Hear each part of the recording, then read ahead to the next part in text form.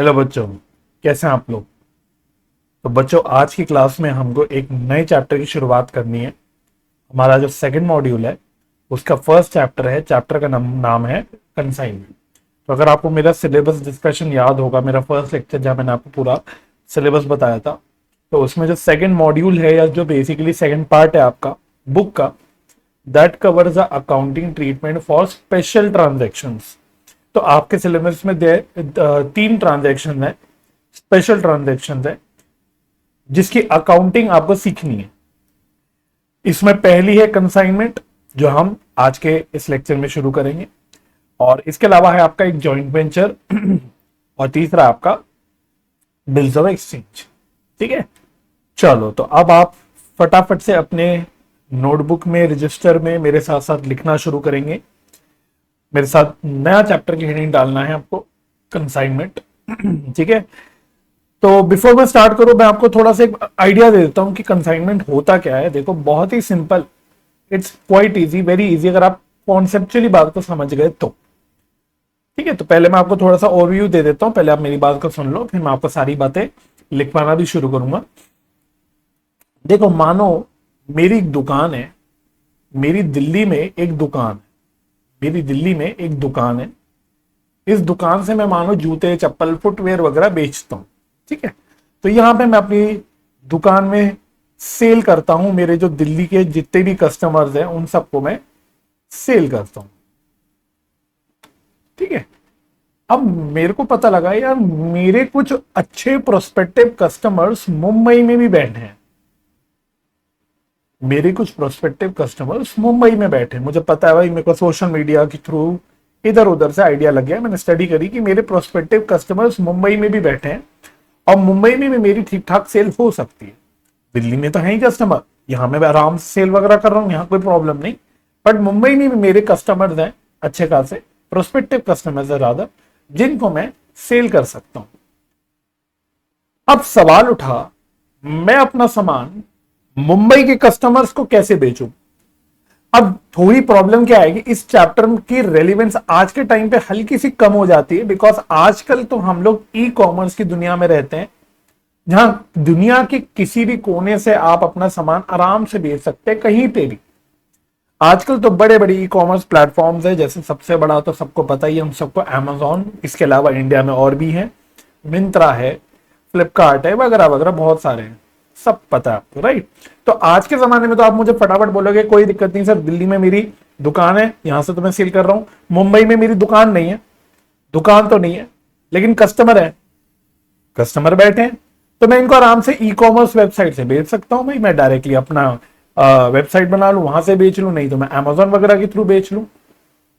लेकिन फिलहाल मान लो कि चलो ठीक है, हमारे पास ई कॉमर्स प्लेटफॉर्म से बेचने का भी ऑप्शन नहीं है, किसी भी कारण से नहीं है, मैं फिजिकली ही बेचना चाहता हूं। जैसे जिस तरह से दिल्ली से मेरे कस्टमर मेरी दुकान में जूते चप्पल पहन के ट्राई करके सब करके पहन के खरीदता है, मैं चाहता हूं मेरे मुंबई के भी जो कस्टमर है वो वैसे ही खरीदे। ऐसा मान लेते हैं कि भाई मैं ये नहीं चाहता कि मैं ऑनलाइन बेचूं, कस्टमर को पसंद ना आए, उसको फिट ना आए, उसको वापस करना पड़े, इस झमेले में मैं पड़ना नहीं चाहता। मैं चाहता हूं कस्टमर दुकान में आए, पहने, सब करे, देखे अपना, अगर उसको नाप पाप लेना है पैर का, नाप भी ले ले, जो भी करना है करे, और फिर वो खरीद के अपना खुशी खुशी घर जाए। मैं ये चाहता हूं, मैं बिलीव करता हूं पुराने जमाने में। अब मैंने देखा यार, मैं दुकान अभी एकदम खड़ी नहीं कर सकता, मैं अपनी दुकान नहीं खड़ी कर सकता मुंबई जैसे शहर में। भाई अपनी खुद की दुकान खरीदना वो तो एक बहुत ही बड़ी बात है, मतलब समझ सकते हैं कि हम सबको आइडिया है मुंबई में महंगाई का क्या हाल है। तो वहां एक कमर्शियल शॉप लेना भी कितना महंगा पड़ सकता है मेरे को, मेरे पास उतने फंड्स नहीं है, ना ही मैं एक रेंट वेंट पे लेना चाहता हूं दुकान। क्यों नहीं लेना चाहता, क्योंकि मैंने देखा यार मेरे पास कस्टमर तो हैं, मेरे पास कस्टमर है, वहां पे प्रोस्पेक्टिव कस्टमर मेरे पास आ गए, लेकिन फिलहाल मेरे को लगता है कि मेरी वहां से कस्टमरों से इतना रेवेन्यू नहीं जनरेट होगा कि मैं दुकान का फिक्स कॉस्ट बियर कर पाऊं। अगर मैं दुकान चाहे खुद खरीद लूं, चाहे रेंट पे भी उठा लूं, रेंट पे भी उठाऊंगा तो मेरा एक फिक्स कॉस्ट आएगा रेंट वगैरह का, राइट। तो मैं एक फिक्स कॉस्ट नहीं उठा सकता, ऐसी रेंट जैसी बड़ी बड़ी फिक्स कॉस्ट। तो अब क्या किया जाए, प्रोस्पेक्टिव कस्टमर है, इनको मैं खोना नहीं चाहता, बेचना चाहता हूं। मैंने आपके सामने इतनी सारी प्रॉब्लम खड़ी कर दी, अब सोल्यूशन क्या है। अब मैं सोल्यूशन बताता हूं क्या है। मैंने देखा कि मुंबई में एक शॉप है, मुंबई में एक शॉप है जो खुद का बनाया हुआ सामान नहीं बेचती, वो इधर उधर से सामान तरह तरह का खरीद के बेचती है। वो कपड़े भी खरीदती है, कपड़ों की भी ट्रेडिंग करती है कि भाई दूसरों से कपड़े खरीद के उसको बेचती है कस्टमरों को। मैंने देखा इसके अलावा और चीजों के अलावा फुटवेयर्स वगैरह भी ये कंपनी बेचती है। आपने ये देखा भी होगा प्रैक्टिकली कि आप कई सारी ऐसी चेन में जाते हैं, जैसे शॉपर स्टॉप है, जो अपना खुद का ब्रांड का कुछ नहीं बेचते, वो दूसरों का ब्रांड का बेचते हैं। अगर आप शर्ट, जीन्स, जूते, चप्पल जो भी खरीदने जाओगे, शॉपर स्टॉप जैसी दुकानों का अपना खुद का नहीं है सामान, वो दूसरी कंपनी का सामान बेचते हैं। कुछ ऐसे मॉडल समझ लो। तो मैंने सोचा यार मैं काम करता हूं ना, मैं अपने जूते चप्पल इस दुकान को बेच देता हूं। मान लो कि यहाँ पे जो दुकान का मालिक है उसका नाम है राम, उसका नाम है राम। मैं हूं, मान लो मैं अपना नाम लग देता हूं मोहन, मैं मोहन हूं, आई एम मोहन। और इस दुकान में जो मुंबई की दुकान में बैठा है वो राम बैठा है। तो मैंने राम उस भाई से बात करी, मैंने बोला कि देखो यार मेरे पास जूते चप्पल है, मेरे कस्टमर वहां पे भी है, आप एक काम करो राम भाई, आपको मैं अपने सामान, अपने जूते वगैरह भेजता हूं आपके पास, आप इसको मुंबई में बेचो, अपनी दुकान से बेचो भाई। आप औरों का भी तो सामान बेच रहे हो ना वहां से, मेरा भी सामान बेचो। बात क्लियर हो गई। अब बदले में क्या होगा, अब इस अरेंजमेंट में क्या हुआ, मोहन ने राम को बोला है कि तुम मेरे गुड्स, मेरे जूते चप्पल वहां से कस्टमर को बेचो मेरी तरफ से। बात समझना, मोहन ने अपना सामान राम को नहीं बेचा, मोहन ने अपना सामान राम को नहीं बेचा। राम होलसेलर या कुछ नहीं बन रहा, मिडलमैन नहीं बन रहा। यहां मोहन ने बस अपना सामान फिजिकली सेंड किया राम को कि राम ये लो मेरा सामान।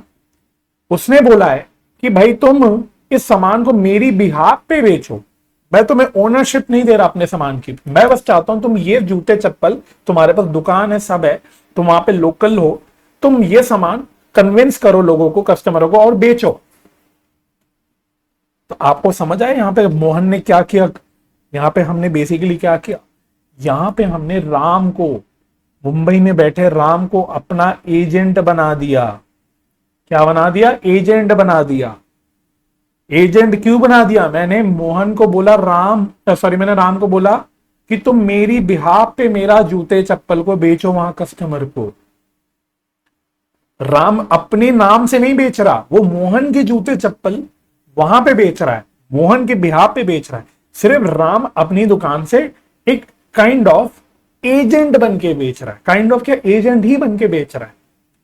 तो मोहन और राम में एक प्रिंसिपल एजेंट का रिलेशनशिप बन के आ गया भाई, एक प्रिंसिपल एजेंट का रिलेशनशिप बन के आ गया, जहां पे मोहन अपना सामान राम को फिजिकली सेंड कर रहा है और उस सामान को राम मोहन के बिहाफ पे मुंबई में बैठ के कस्टमरों को बेच रहा है। तो इसका मतलब ये रेवेन्यू जो आ रहा है यहां से, जो जूते चप्पल बेच के मुंबई में जो भी रेवेन्यू आएगा, वो रेवेन्यू किसका होगा, मैं बार बार इसलिए बोल रहा हूं, राम ओनर नहीं बना सामान का, वो अपना सामान नहीं बेच रहा, वो मोहन का ही सामान बेच रहा है। तो ये रेवेन्यू जो सेल आएगी, जो भी मुंबई में कस्टमरों को सेल होगी, वो सेल किसकी होगी, वो दिल्ली में बैठे मोहन की ही होगी, क्योंकि मोहन के ही गुड्स बिके हैं। राम कभी ओनर बनना नहीं, क्योंकि वो तो सिर्फ एक एजेंट है, राम के थ्रू बेचा जा रहा है, लेकिन बिकाई जो हो रही है, जो सेल हो रही है, वो मोहन की हो रही है। तो ये जो रेवेन्यू बोलो चाहे सेल बोलो, किसकी मानी जाएगी, मोहन की ही मानी जाएगी। तो बदले में राम को क्या मिलेगा, राम मेरा कोई भतीजा है नहीं ना, मतलब मेरा कोई रिश्तेदार वगैरह तो है नहीं कि वो बेच रहा है, ना ही वो कोई सोशल सर्विस कर रहा है। तो मोहन क्या बोलेगा, राम जितनी भी तुम सेल करोगे, मानो मैं ऐसे रैंडम ले रहा हूं, इसका 20% तुम कमीशन अपने पास रख लेना, तुम कमीशन ले लो मेरे सेल में से, जो भी सेल होगी उसका 20% तुम कमीशन कमा लोगे, तुम कमीशन अपना रख लेना। राम खुश, राम खुश। राम ने कोई इन्वेस्टमेंट नहीं करी अपनी जेब से, उसने कोई जूते खरीदे थोड़ी मोहन से, उसने कोई इन्वेस्टमेंट नहीं करी, उसने तो बस मोहन से जो जूते आए उसको आगे कस्टमरों को बेचा, 20% कमीशन कमा लिया भाई। भाई 1 लाख की भी सेल अगर कर दी तो 1 लाख का 20%, 20,000 का कमीशन कमा लिया विदाउट एनी इन्वेस्टमेंट। थोड़ी बहुत अगर करनी पड़ी छोटा मोटा खर्चा तो अलग बात है, खर्चों पे भी अभी मैं आता हूं थोड़ी देर में वैसे, लेकिन as such there is no investment और उसने बैठे बैठे कमीशन कमा लिया। राइट, मोहन खुश, ठीक है, मोहन के लिए बात समझ आती है कि मानो 1 लाख की अगर सेल हुई, उसमें से उसको 20,000 रुपए का कमीशन देना पड़ गया, लेकिन 80,000 तो उसकी जेब में आ गए। 80,000 तो उसकी जेब में आ गए। और एज सच देखा जाए तो मोहन का भी एज सच कोई खर्चा थोड़ी हुआ। सबसे बड़ा फायदा क्या हुआ यहाँ पे मोहन का? मोहन को कोई दुकान नहीं लेनी पड़ी, उसको कोई फिक्स्ड कॉस्ट नहीं इनकर करना पड़ा। एज सच एक काइंड ऑफ वेरिएबल कॉस्ट हो गया भाई। अगर कोई सेल ना करे राम राम अगर सेल ना करे कोई, तो कोई कमीशन भी नहीं देना पड़ेगा। कमीशन तो तभी बनेगा जब राम सेल करेगा। तो ठीक है, दिल्ली में बैठे बैठे उसने मुंबई में भी कस्टमरों को पकड़ लिया, तो यहां पे सबका फायदा हो गया। और मुंबई में बैठे भाई कस्टमरों को तो वैसे ही खुश, उनको तो वैसे ही जूते चाहिए थे मोहन के, उनको मिल गए, मुंबई से लोकली मिल गए। तो वही प्रॉपर पर्सनल एक्सपीरियंस के साथ कि वहां बैठेंगे, जाएंगे, ट्राई करेंगे, लेंगे, सब जाएंगे खुशी खुशी। दिख गया? तो अच्छा, अब मैंने खर्चों की बात करी थी, लास्ट बात करता हूं, फिर हम फाइनली कंक्लूड करेंगे इस बात को। खर्चों की बात करी थी। अब जो भी खर्चा राम करेगा मोहन के जूते बेचने के लिए, स्पेसिफिकली मोहन के जूते बेचने के लिए जो भी खर्चा राम को करना पड़ेगा, चाहे वो जो भी हो, जो भी हो, वो कोई भी खर्चा हो सकता है। हो सकता है मोहन के जूते कहीं पे स्टोर करने के लिए उसको कुछ एक अलग गोडाउन वगैरह लेना पड़े, क्योंकि अब तो मैंने छोटे लेवल पे बताया, बट रियलिटी में तो ये बहुत बड़े लेवल पे होता है। बहुत सारा स्टॉक होता है रियलिटी में ऐसे केसेस में। तो इतना सारा स्टॉक उसे स्टोर करने के लिए हो सकता है स्टोरेज के लिए कोई गोडाउन का रेंट वगैरह देना पड़े, छोटा मोटा, कोई दुकान का नहीं करा, छोटा मोटा कोई, या कोई भी और खर्चा करना पड़े। मानो राम को बोला गया है कि तुम फिजिकली लोगों के घर जा जाके बेचो सामान, तुम घर जाओ। ऐसा भी तो होता है, हमारे घर में भी आते हैं लोग कुछ सामान लेके कि ये खरीदने के, बेचने के लिए। तो हो सकता है हमें हमने बोला हुआ कि तुम फिजिकली जा जाके बेचो सामान। कुछ भी खर्चा अगर राम ने करा इन जूतों के बेचने के लिए, तो वो खर्चा राम कर रहा होगा अपनी जेब से, खर्चा राम कर रहा होगा अपनी जेब से, लेकिन वो खर्चा किससे रिकवर करेगा? वो मोहन से करेगा। वो खर्चा रिकवर मोहन से करेगा।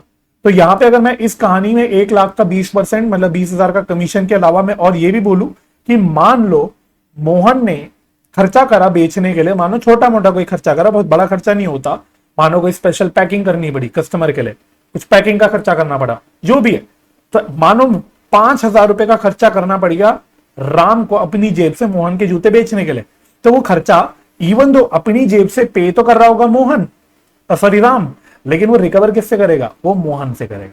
तो कहेगा देखो 1 लाख की सेल हुई, 20,000 का तो मेरा कमीशन ये मैं काट रहा हूं। फिर बोलेगा 5,000 का खर्चा तुम्हारा सामान बेचने के लिए मैंने किया, वो खर्चा तुम्हारा है, क्योंकि सामान मैं अपना बेच थोड़ी रहा हूं, मैं तो तुम्हारा सामान बेच रहा हूं, मैं तो तुम्हारे बिहाफ पे सेल कर रहा हूं, मैं तो सिर्फ एक एजेंट हूं। तो वो खर्चा भी तो रिकवर करेगा। तो भी क्या दिक्कत है? मोहन कहेगा ले भाई खर्चा भी काट ले तू अपना, ठीक है। तो वो कहेगा ले 75,000 रुपए मुझे ला दे दे, 1 लाख में से 20,000 का तेरा कमीशन हो गया, 5,000 का तूने खर्चा किया वो रख ले तू, और बचा हुआ 75,000 तू मेरे को दे दे। क्या आपको अरेंजमेंट प्रैक्टिकल लगी? क्या आपको अरेंजमेंट प्रैक्टिकल लगी? क्या इस अरेंजमेंट में आपको कोई कॉम्प्लिकेशन लगा? नहीं लगा ना? बस इस पूरी अरेंजमेंट को आप कह सकते हो, इस पूरी अरेंजमेंट को ही हम लोग बोलते हैं कंसाइनमेंट। इसी का नाम पड़ गया है कंसाइनमेंट। मैंने इतनी कहानी पता है क्यों बनाई? क्योंकि बच्चे इस चैप्टर से डरते हैं। ये चैप्टर एक टाइम पे सीए फाउंडेशन में भी हुआ करता था, आपके सिलेबस में तो है। सीए फाउंडेशन के बच्चे भी डरते थे इस चैप्टर से, और सीएमए के बच्चे तो वैसे ही डरते थे। बीकॉम में भी कभी कभी कराया जाता, वहां पे भी डरते थे। इस चैप्टर से एक डर बैठा रहता है इस चैप्टर का बच्चों में। क्यों डर बना रहते? क्योंकि अपना बेसिक क्लियर नहीं करते, उनको बेसिक आइडिया नहीं होता कि क्या है। वो हर चीज को अच्छा ये एंट्री, ये अकाउंटिंग, इसको लर्न करना है, उसको लर्न करना है, ये कैलकुलेशन, लॉजिकली सोचते ही नहीं। मैंने आपको इतनी कहानी सुनाई ताकि कहानी आपके जेब में दिमाग में बैठ जाए अच्छे से। तो जब हम कॉन्सेप्चुअली इस चैप्टर को आगे करेंगे, जहां पे भी हम कॉन्सेप्ट की बात करेंगे, आपको मेन स्टोरी पता होगी कि कहानी मेन ये है, बेसिक ये है। तो होपफुली ये चैप्टर आपको पढ़ने में मजा आएगा। This chapter is actually interesting, quite interesting, अगर आप इसको समझ के करो तो। लेकिन सिर्फ एग्जाम क्लियर करना है, ये करना है, क्वेश्चन सॉल्व करना है, इसके लिए करोगे तो फिर कभी मजा नहीं आएगा। और ये एक बहुत प्रैक्टिकल अरेंजमेंट है, ऐसा नहीं कि आज के टाइम पे भी कोई आउटडेटेड अरेंजमेंट है। आज के टाइम पे भी इस तरह की सेल होती है और हो सकती है। इवन इफ अगर ई कॉमर्स भी एक काइंड ऑफ कह सकते हो, वो भी काइंड ऑफ कंसाइनमेंट है। क्योंकि अगर मैं अमेजोन के थ्रू अपना सामान बेचूंगा तो अमेजोन भी के साथ जो मेरा अरेंजमेंट हुआ वो कंसाइनमेंट का ही हुआ एक प्रकार का, लेकिन वो थोड़ा अलग ढंग का है, वहां पे कहानी थोड़ी अलग होती है, ये फिजिकली काम होता है। तो इसको हम बोलते हैं कंसाइनमेंट। बात समझ में आ गई? कंसाइनमेंट समझ आ गया? ऑफ कोर्स धीरे धीरे और कॉन्सेप्ट बिल्ड होगा, लेकिन मैं आगे बढ़ने से पहले एक पॉइंट और बता देता हूं। हमने बोला था मोहन ओनर था सामान का, उसने जो अपना सामान भेजा था राम को, तो मोहन प्रिंसिपल बन गया था, राम मोहन का एजेंट बन गया था। लेकिन अब यहां पे हम प्रिंसिपल एजेंट ये टर्म्स नहीं यूज करते, ये अरेंजमेंट है कंसाइनमेंट। तो हम लोग बोलते कि मोहन जिसने सामान भेजा था ही इज अ कंसाइनर, इसको हमने नाम दे दिया ये कंसाइनर है। और यहां पे जो राम था जिसको हम एजेंट बोल रहे थे, इसको हम लोग बोल देते हैं कंसाइनी। क्या बोल देते हैं? कंसाइनी। बात समझ आ गई? तो इस चैप्टर में जो हमें टर्म्स दिखेंगी, प्रिंसिपल और एजेंट नहीं दिखेगी, हमें दिखेगी कंसाइनर और कंसाइन। और इस बात का बिल्कुल ध्यान रखना, मोहन जब अपना सामान राम को भेजेगा तो मोहन अपने सामान को बेच नहीं रहा, यानी राम कभी ओनर नहीं बनने वाला सामान का, ओनर हमेशा मोहन रहेगा। और जो ओनरशिप जो ट्रांसफर होगी वो सीधा फाइनली कस्टमर को होगी। राम तो बस मैं राम के थ्रू बेच रहा हूं, राम तो एक जरिया है मेरा बेचने का, राम मेरे सामान का कभी मालिक नहीं बनेगा। राम तो मेरा सामान मेरे बिहाफ पे बेचेगा, और सीधा जो ओनरशिप ट्रांसफर होगी वो सेल के टाइम होगी। जब राम सेल करेगा कस्टमरों को, तो सीधा ओनरशिप किसको जाएगी? मोहन से लेके सीधा कस्टमरों को जाएगी। राम सिर्फ एजेंट। और ये बात आप समझते हो कि एजेंट कभी ओनर नहीं बनते। आपने डे टू डे लाइफ में भी देखा है भाई, प्रॉपर्टी के एजेंट होते हैं, तो हम एजेंट के थ्रू प्रॉपर्टी खरीदते हैं, तो एजेंट क्या कभी प्रॉपर्टी का मालिक थोड़ी होता है, वो तो कनेक्ट करता है, he is just a connector, वो बायर और सेलर को कनेक्ट करता है। यहां पे भी वही है, राम कहीं ना कहीं कनेक्ट कर रहा होगा, मुंबई के बायर्स को मोहन से कनेक्ट कर रहा होगा, दैट्स इट। आई होप आपको ये पूरी कहानी समझ आई होगी, और अगर ये कहानी समझ आई तो अब आप मेरे साथ साथ बातों को लिखना शुरू कर सकते हैं। तो इसमें आप फर्स्ट एरो डालना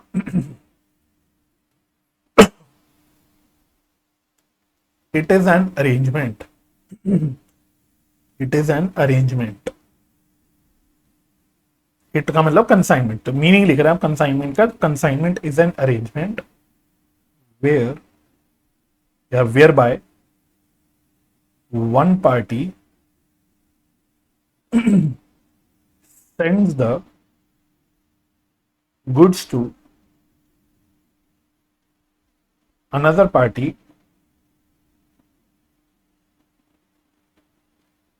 on the term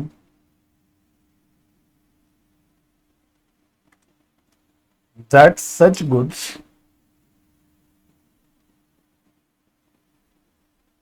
be sold on behalf of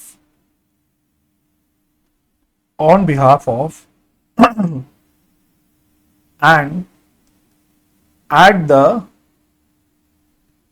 risk of the party sending the goods।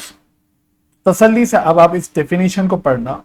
अगर मैं सीधा ये डेफिनेशन लिखवाता तो आपको लगता है पता नहीं क्या लिख डाला, लेकिन अब एक बार तसल्ली से पढ़ना तो आई बिलीव अब आपको समझ आएगा कि बस जो मैंने कहानी आपको ऐसे बताई उसी को मैंने टेक्निकल अंग्रेजी में लिख दिया कि भाई कंसाइनमेंट एक अरेंजमेंट है जहां एक पार्टी दूसरे पार्टी को गुड्स भेजती है।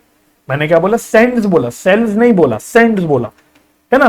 तो जैसे मोहन राम को गुड्स भेजता है on the term that such goods be sold on behalf of, मतलब गुड्स किसके बिहाफ पे बिकेंगे? मोहन के बिहाफ पे जिसने गुड्स भेजे, and at the risk of, क्योंकि भाई आपने पढ़ा होगा पहले भी, हो सकता है लॉ में भी पढ़ा कि भाई जो ओनर होता है उसी का रिस्क होता है। तो जब मोहन ओनर है गुड्स का तो उसका रिस्क भी उसी के पास है, गुड्स का रिस्क सारा उसके पास है। तो मोहन के ही बिहाफ पे बिकेगा और मोहन का ही सारा रिस्क रहेगा, क्योंकि मालिक तो कभी बना ही नहीं ना राम, मोहन ही मालिक है, जिसने कुछ भेजा वही मालिक रहा। तो उसी के बिहाफ पे और उसी के रिस्क पे गुड्स आगे बेचे जाएं, ये अरेंजमेंट होती है। तो on the of the party sending the goods, मतलब जैसे मेरे एग्जांपल में मोहन हो गया जिसने दिल्ली से गुड्स भेजे थे। बस ये टेक्निकल इसकी डेफिनेशन बन गई, ठीक है। अच्छा अगली बात लिखना नेक्स्ट एरो में, बेसिक बहुत जरूरी है बच्चों स्ट्रॉन्ग करना, चाहे उसमें कितना भी टाइम लग जाए, लेकिन अगर आप इस चैप्टर का बेस समझ गए, कॉन्सेप्ट समझ गए, लॉजिक समझते गए साथ साथ, तो फिर कभी प्रॉब्लम नहीं आएगी इस चैप्टर के अंदर। ठीक है, तो जैसा कि मैंने बोला predominantly speaking there are two parties. इस अरेंजमेंट में कंसाइनमेंट की जो अरेंजमेंट होती है इसमें दो पार्टीज होती है, एक मैंने बोला था आपको कंसाइनर, कंसाइनर, और दूसरा होता है कंसाइन। और ये बात आप मेंशन कर लो क्योंकि ये आपसे एमसीक्यू में डायरेक्टली पूछा जा सकता है कि कंसाइनर और कंसाइनी के बीच में जो रिलेशनशिप होता है वो होता है प्रिंसिपल एजेंट का रिलेशनशिप, प्रिंसिपल एजेंट रिलेशनशिप। ठीक है, तो बायर सेलर का नहीं होता, ऑप्शन वो ये देगा जरूर अगर पूछेगा कि कंसाइनर और कंसाइनी के बीच में क्या रिलेशन होता है, बायर सेलर लिखा होगा, लेकिन ध्यान रखना जल्दबाजी में बायर सेलर का रिलेशन मत मानना। ना ही कंसाइनर सेल कर रहा है कंसाइनी को, ना ही कंसाइनी कंसाइनर से बाय कर रहा है, तो बायर सेलर का नो रिलेशन। बायर सेलर का रिलेशन तो सीधा कंसाइनर और फाइनल कस्टमर में बनेगा, कंसाइनी सिर्फ एक जरिया है। ठीक है, तो कंसाइनर कौन होता है लिख लो, पर्सन सेंडिंग द गुड्स। ठीक है, पर्सन सेंडिंग द गुड्स, इसके ब्रैकेट में आप लिख सकते हो प्रिंसिपल, इसको हम बोलेंगे प्रिंसिपल है समझने के लिए, बोलते कंसाइनर है but he is a principal. और कंसाइनी कौन है, पर्सन टू whom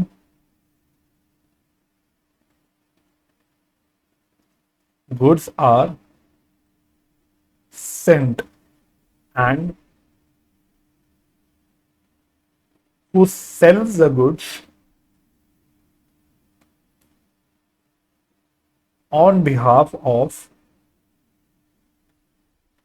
consignor। ठीक है, यानी इसको आप क्या बोल दोगे, इसको आप बोल दोगे कि consignee is an agent. Consignee क्या है, एक एजेंट है।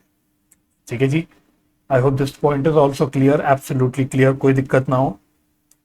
और लिखो, कहानी लिखो, समझते रहो भाई कि कैसे कैसे काम चल रहा है इसमें। जो बातें मैंने आपको सब समझाई वही बातें अब देखो लिखवा रहा हूं मैं। Consignee earns commission from such sales,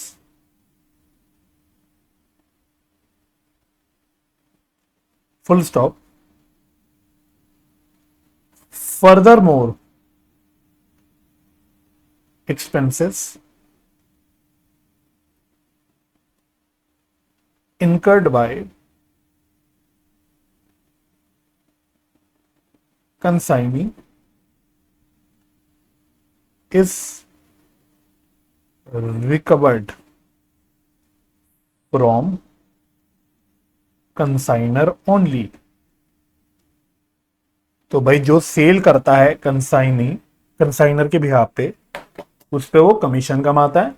और जो भी सेल करने के लिए कंसाइनी खर्चे करता है, कंसाइनर का माल बेचने के लिए जो भी खर्चे करता है, जो भी एक्सपेंसेस होते हैं, जैसे मैंने आपको बोला था एक पैकिंग एक्सपेंस, एक्सपेंस के बारे में हम अलग से और डिस्कशन करेंगे। बहुत छोटे छोटे इन डेप्थ कॉन्सेप्ट्स है इस चैप्टर में, लेकिन अगर आपको मोटी मोटी पिक्चर नहीं पता होगी तो आप अंदर की बारीकियों को नहीं समझ पाओगे।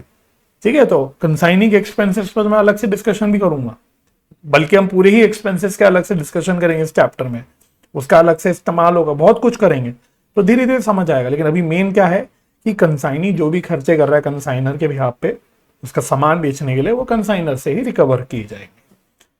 चलो ये बात समझ आ गई हमको, ओके सर। नेक्स्ट एरो, अगला एरो लिखना है हमको, documents used in consignment. This is again very important to understand. एक और टेक्निकल बात है ये कि डॉक्यूमेंट्स कौन से इशू किए जाते हैं इस तरह के अरेंजमेंट में, व्हाट आर द डॉक्यूमेंट्स। तो इसमें फिर से आपको दो बाइफर्केशन निकालनी है, इसमें फिर से फर्दर दो बाइफर्केशन निकालनी है। एक डॉक्यूमेंट होता है प्रोफॉर्मा इनवॉइस। ठीक है, तो ये सारी बातें बहुत इंपॉर्टेंट है, specially from MCQ point of view, क्योंकि एमसीक्यूज में बड़े इजीली बनते हैं क्वेश्चन यहीं से। ठीक है, टेक्निकल क्वेश्चन बनने की जगह बहुत स्ट्रेट फॉरवर्ड ऐसे ऐसे क्वेश्चन बन जाते हैं।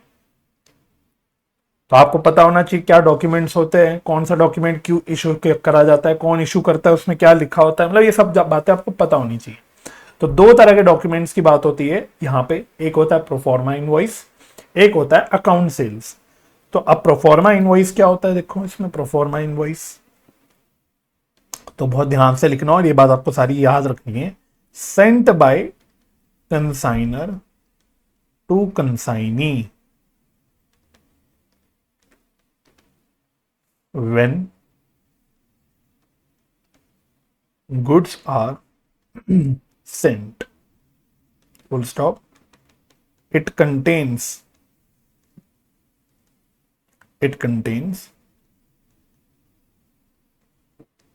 particulars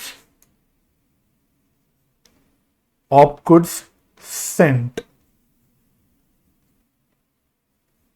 जैसे कि फॉर एग्जाम्पल जैसे बोला क्वांटिटी हो गई, ठीक है, वेट हो गया, किलो किलो में अगर हम भेजते हैं सामान भेजते हैं तो इतने किलो का सामान भेजा, ठीक है, प्राइस वगैरह की इंफॉर्मेशन हो गई, कॉस्ट की इंफॉर्मेशन हो गई, एटसेट्रा, ठीक है। तो बेसिकली प्रोफॉर्मा इनवॉइस क्या है, अब ये वो डॉक्यूमेंट है जो कंसाइनर इशू करता है कंसाइनी को।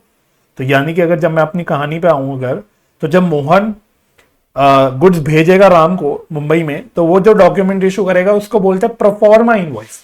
हम उसको सेल्स इनवॉइस नहीं बोल सकते, बार बार बोल रहा हूं, क्यों? क्योंकि यहाँ पे एक्चुअल कोई सेल नहीं हो रही कंसाइनमेंट में। जब कंसाइनर कंसाइनी को माल भेज रहा है तो there is no sale happening, तो यहाँ पे ऑल नॉर्मल वाले आपके सेल इनवॉइस नहीं इशू होंगे, लेकिन कुछ तो डॉक्यूमेंट्री एविडेंस इशू करना पड़ेगा ना, कुछ तो डॉक्यूमेंट्री एविडेंस आपके पास रहना पड़ेगा कि भाई गुड्स भेजे गए हैं। तो इसके लिए यहाँ पे जो डॉक्यूमेंट इशू किया जाता है वो होता है प्रोफॉर्मा इनवॉइस। तो रियल इनवॉइस नहीं है, बट इनवॉइस जैसा है, काम वही कर रहा है।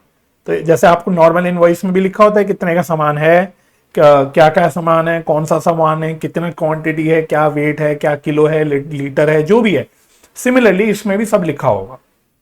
क्लियर हो गया? तो proforma invoice is issued by consignor. किसको किसको इशू किया जाता है? कंसाइनी को। क्या होता है उसमें? Particulars of goods sent. ये बातें आपको याद रखनी है। अब दूसरा account sales. What is account sales? तो इसमें भी लिख लो, sent by consignee to consignor,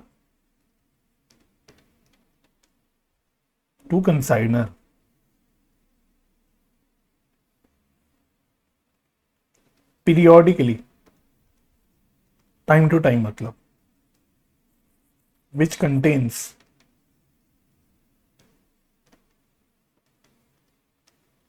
details such as sales, expenses incurred, commission due,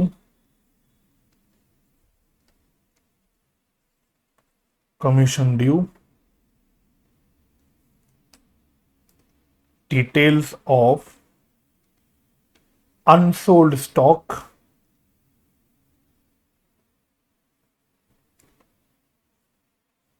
loss in godown, भी अगर कोई सामान वगैरह का नुकसान हो गया कंसाइनी के पास पड़े पड़े, है ना, बैलेंस ड्यू, सब कुछ, एटसेट्रा।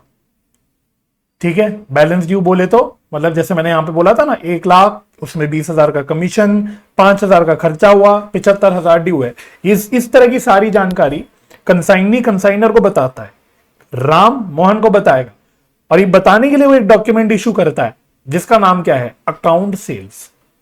तो अकाउंट सेल्स कौन इशू करता है? कंसाइनी को, जिसमें वो क्या बताता है? सारी डिटेल्स बताता है, सब कुछ, कि कितने का माल बिका, कितना खर्चा उसने इनकर करा माल बेचने के लिए, कितना कमीशन उस पर बना, कितना माल पड़ा हुआ है अभी भी कंसाइनी के पास अनसोल्ड, अगर गोडाउन में पड़े पड़े कुछ नुकसान हुआ, कुछ भी किसी भी प्रकार का लॉस वगैरह हुआ, उसकी जानकारी देना, और फाइनल सब कुछ एडजस्ट करके सारा हिसाब करके कितना फाइनल अमाउंट ड्यू बनता है। ये सारी बातें बताई जाती है इन अकाउंट सेल्स।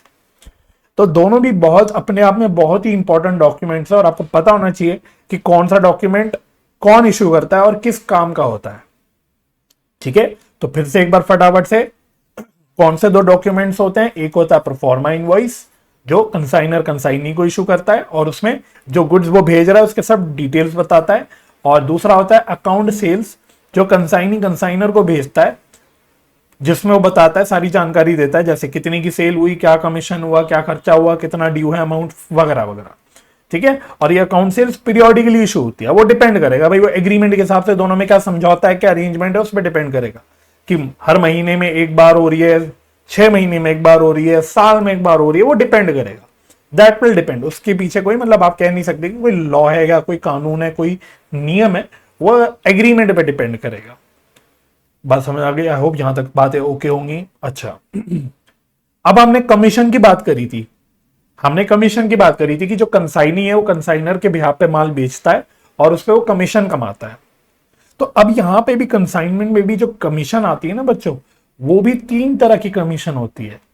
ठीक है, तो अगली हेडिंग डालो, कमीशन तो आपको समझ आ गया कि क्या है, कैसे है, क्यों है, लेकिन यहां पे कमीशन के भी 3 प्रकार हैं। There are 3 types of commission. Again this is very important, ये भी इंपॉर्टेंट है। ठीक है, तो पहले ऐसे लिख लो, इसमें there are 3 types of commission.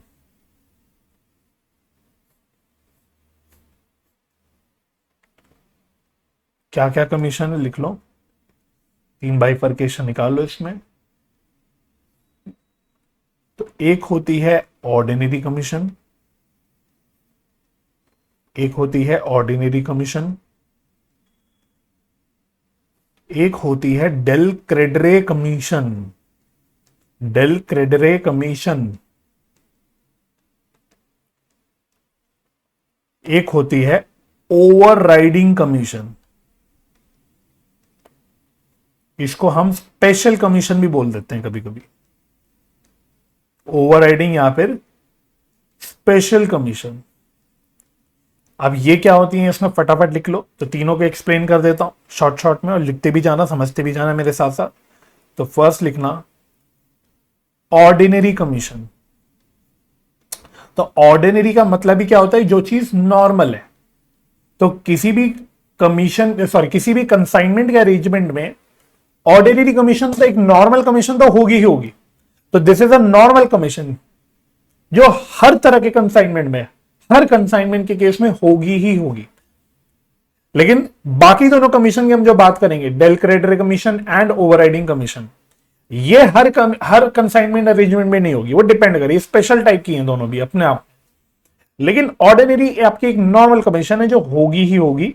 तो बस यही बात लिख लो, it is a normal commission. तो जब भी नॉर्मली कमीशन लिखी होगी विदाउट एक्सप्लेनिंग कि ये कमीशन क्या है, कैसे है, किस काम की है, या कोई नाम नहीं दिया कमीशन का, तो वो हमेशा ऑर्डिनरी कमीशन होगी। बिकॉज कोई भी कंसाइनमेंट में कमीशन, एक मिनिमम कमीशन तो होगा ही होगा ना।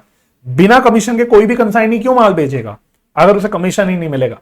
तो it is a normal commission which is calculated as a percentage of sales, full stop। अगली लाइन बस लिख लेना, इसका रेलिवेंस थोड़ी देर बाद समझ आएगा, बट अभी आप लिख लेना, it does not provide the consignor, sorry, हाँ, the consignor protection, it does not provide the consignor protection against bad debts. ठीक है, तो ये लिख लेना, ये मैं अभी नहीं समझा पाऊंगा, थोड़ी देर में, बस 2 4 5 मिनट में आप समझ भी आ जाएगा ये, पर अभी बस इसको बस लिख लेना। तो 10 it is generally low, full stop. फिर से लिखना, बैड डेट्स आर बॉन्ड by consignor, bad debts are borne by consignor। ठीक है जी, तो ये हो गया ऑर्डिनरी कमीशन। तो सिंपल भाषा में नॉर्मल कमीशन है, मैं बार बार बोल रहा हूं, ये हर कंसाइनमेंट के अरेंजमेंट में होगी। एक मिनिमम कह सकते हो कमीशन है, कम ही होता है इसका, परसेंटेज कमीशन का जो होता है कम होता है, वो जनरली सेल्स के ऊपर निकाला जाता है। जैसे मैंने एक सिंपल आपको सिनेरियो दिया था अपने एग्जाम्पल में, कहानी में, उसमें मैंने सिंपल सिनेरियो में बस 20% का कमीशन बोल दिया था कि भाई जो भी सेल करेगा मेरा कंसाइनी उसको 20% का कमीशन उस पर दिया जाएगा। तो इसको आप मान लो कि this is nothing but this is ordinary commission.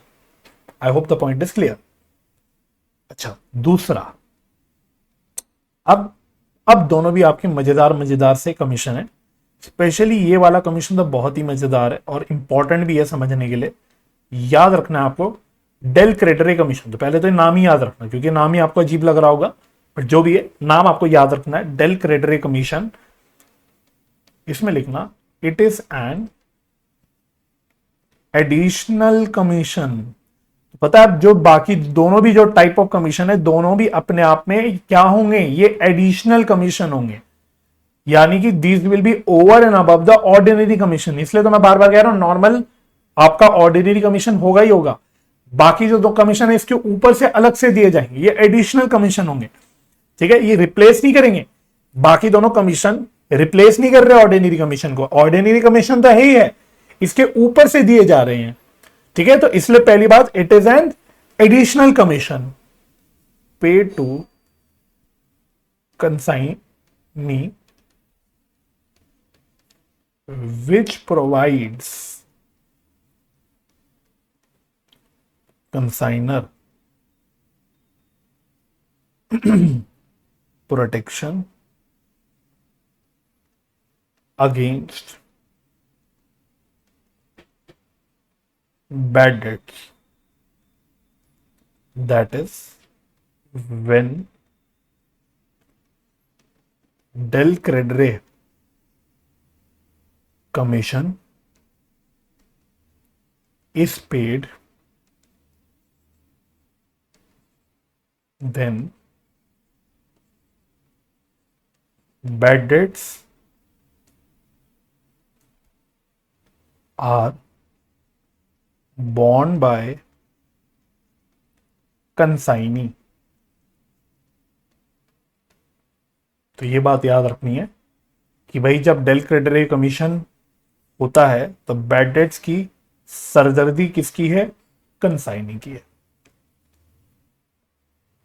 ठीक है जी, तो देखो डेल क्रेडरे कमीशन क्या है।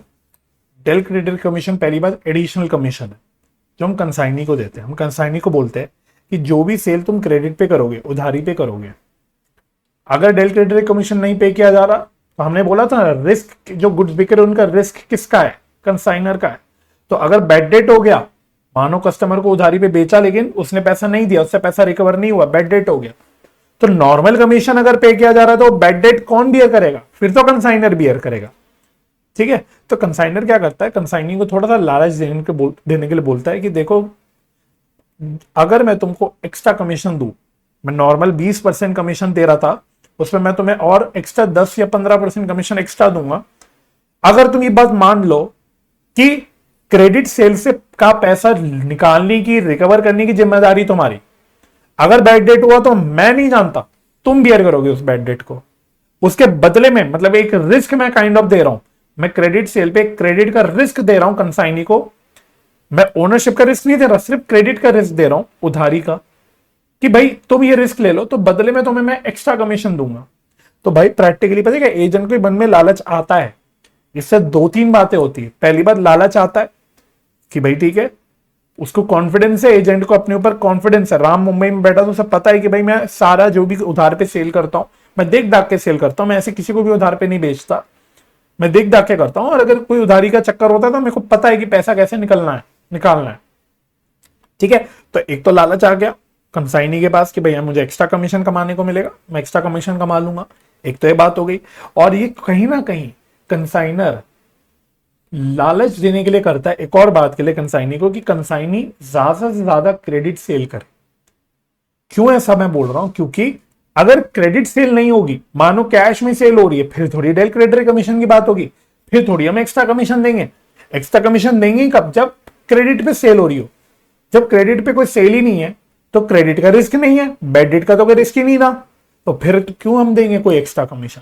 तो इससे क्या होगा, कंसाइनी को एक लालच मिलेगा, एक हम इंकरेजमेंट कर रहे हैं, मोटिवेट कर रहे हैं कि भाई तुम क्रेडिट पे भी सेल करो कैश के साथ साथ। अब बच्चे पूछते हैं सर क्रेडिट सेल करके क्या फायदा मिलेगा, क्यों हम इंकरेज कर रहे हैं क्रेडिट सेल करने को। लेकिन ये बात आपको धीरे धीरे मेच्योरिटी के साथ समझ आएगी। एक साइकोलॉजी है, अगर एक दुकानदार दूसरा दुकानदार सेम चीजें बेच रहे हैं, सेम चीज है। एक दुकानदार कैश में बेचता है, सिर्फ कहता है मैं तो सिर्फ कैश में बेचूंगा, एक दुकानदार कैश और क्रेडिट दोनों पे बेचता है।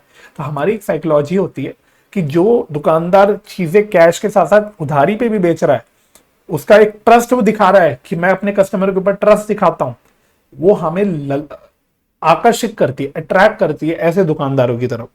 ये एक साइकोलॉजी है, इसका कोई ऐसा कुछ नहीं है, but it is a psychology. आप खुद थोड़ा सा अगर आंख बंद करके इन डेप्थ सोचोगे कि आपके सामने दो दुकान है, दोनों दुकान सेम चीज बेच रही है, लेकिन एक दुकानदार सिर्फ कैश पे बेचता होता है, मैं तो सिर्फ कैश पे बेचूंगा, उधार पे कुछ नहीं बेचता, हमारे यहाँ उधारी बंद है, ऐसे लिखा भी रहता है कई दुकानों में। लेकिन एक दुकानदार है जो उधार पे भी बेचता है, कैश पे बेचता है। तो वो आपको फील होता है कि अरे यार ये दुकानदार एक भरोसा दिखा रहा है हमारे ऊपर, कस्टमर को अपना मान रहा है कहीं ना कहीं, इसलिए उधार पे दे रहा है। जो दुकानदार कह रहा है कि उधारी बंद है, वो एक काइंड ऑफ डिस्ट्रस्ट दिखा रहा है कस्टमर को, वो पराया, मतलब एक समझ आ रही है, हमें थोड़ा सा फील होता है। थोड़ा सा साइकोलॉजी है जो मैं ज्यादा अच्छे से, बहुत अच्छे से आपको बता नहीं पाऊंगा, बट आई थिंक आपको फील कर सकते होगे। तो एक कहीं ना कहीं ऐसे दुकानदार की रेपुटेशन बढ़ने लग जाती है मार्केट में, इमेज बढ़ने लग जाती है, तो कस्टमर ज्यादा अट्रैक्ट होते हैं। तो इस रीजन से कंसाइनर कहीं ना कहीं चाहता है कि भाई कंसाइनी उधारी पे भी बेचे, क्रेडिट पे बेचे, ताकि उसके ऊपर उसका एक इमेज बढ़ने लग जाए उसके सामान की। ठीक है, तो ये सारे कारण होते हैं जिन कारणों की वजह से डेल क्रेडिट कमीशन दिया जाता है। लेकिन जो हमारे कॉन्सेप्चुअल बात है उसमें मेन आपको याद रखना है कि डेल क्रेडिट कमीशन अगर कंसाइनी को पे किया जाता है तो उससे कंसाइनर को एक प्रोटेक्शन मिल जाती है बैड डेट्स के अगेंस्ट। क्यों? क्योंकि जब डेल क्रेडिट कमीशन पे किया जाता है तो जो बैड डेट का लॉस है वो बियर करता है कंसाइनी, एजेंट का ही लॉस है, कंसाइनर नहीं बियर करेगा, कंसाइनर नहीं मानेगा। कंसाइनर बोलेगा तुमने जो सेल कर दी वो कमा ली, अब उस पर बैड डेट हुआ कि क्या हुआ उससे मुझे कोई मतलब नहीं। लेकिन अब जरा एक बार ऑर्डनरी कमीशन में आना, जो बात मैंने आपको तब समझाई नहीं थी, अब शायद समझ भी आएगी। हमने बोला था ऑर्डिनरी कमीशन प्रोवाइड नहीं करता कंसाइनर को कोई भी प्रोटेक्शन अगेंस्ट बैड डेट।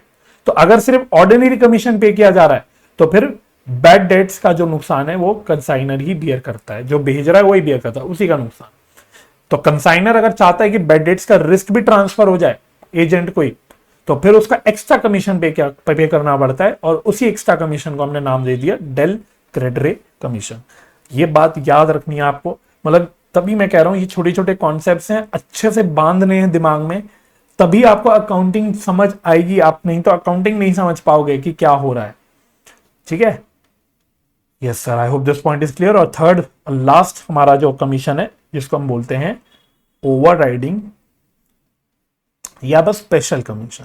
तो कोई भी एडिशनल कमीशन, मैं सिंपली बोल देता हूं, कोई भी अगर एडिशनल कमीशन जो होता है जो over and above ordinary commission पे किया जाता है और बैड डेट्स के रिस्क के अगेंस्ट प्रोटेक्ट करने के लिए नहीं पे किया जाता, किसी और रीजन से पे किया जाता है, वो इस कैटेगरी में आ जाएगा।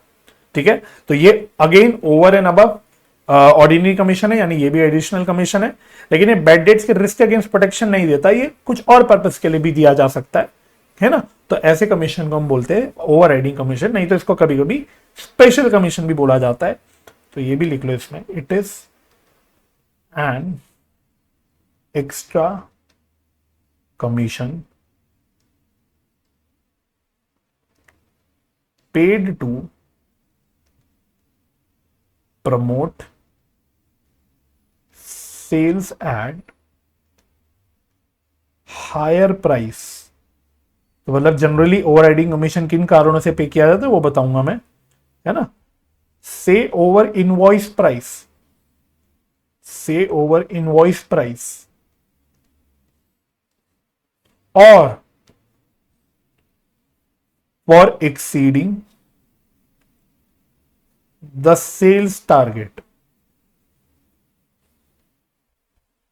मतलब एटसेट्रा। ये नहीं कह रहा यही कारण है ना।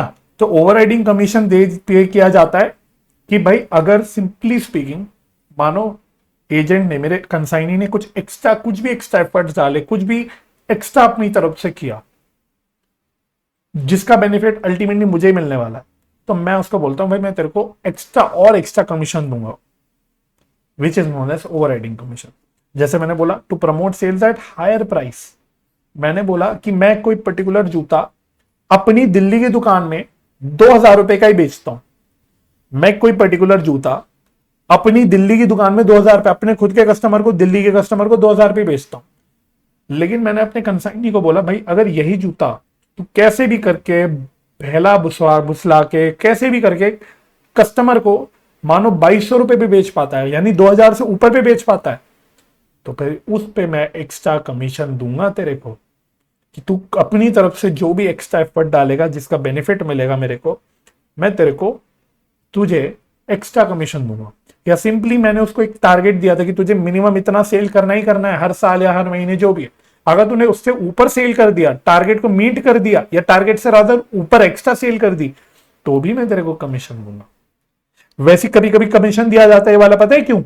कि मानो मैं कोई नया टाइप ऑफ कुछ मानो फुटवेयर लॉन्च कर रहा हूं, मैं कोई मार्केट में नया टाइप ऑफ फुटवेयर लाया, मैंने बोला मैं अभी तक लोफर्स नहीं बेचता था, बट अब मैंने लोफर बना के भी बेचने शुरू करे, तो मैं एक नया प्रोडक्ट लाया, तो मैंने अपनी कंसाइनी को बोला देख अगर तू एक्स्ट्रा एफर्ट डालेगा इस नए प्रोडक्ट को प्रमोट करने में, बेचने में, इसको कस्टमरों तक पहुंचाने में, काइंड ऑफ कह सकते हैं एक्स्ट्रा कुछ इसको एडवर्टाइज करने में, तो फिर तेरे इस एक्स्ट्रा एफर्ट के लिए भी मैं तेरे को एक्स्ट्रा कमीशन दूंगा। तो बस इन कमीशनों को बोला जाता है ओवरराइडिंग या फिर स्पेशल कमीशन। बात समझ में आ गई? आई होप यहां तक ओके होगी। सारी बातें देखो तसल्ली से बता रहा हूं, आपका बेस स्ट्रॉन्ग कर रहा हूं।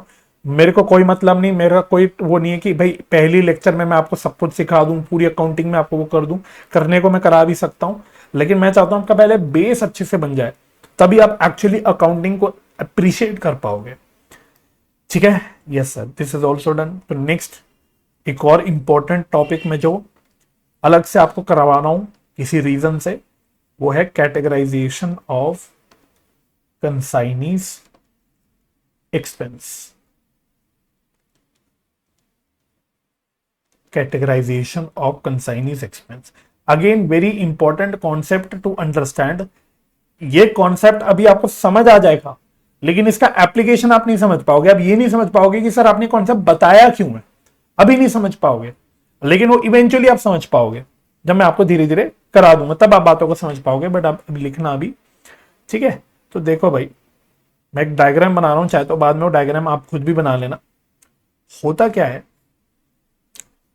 ये है कंसाइनर का घर। मेरे एग्जाम्पल में जैसे दिल्ली था, ये मान लो मैं इसको दिल्ली ही लिख देता हूं, ये कंसाइनर है। ठीक है?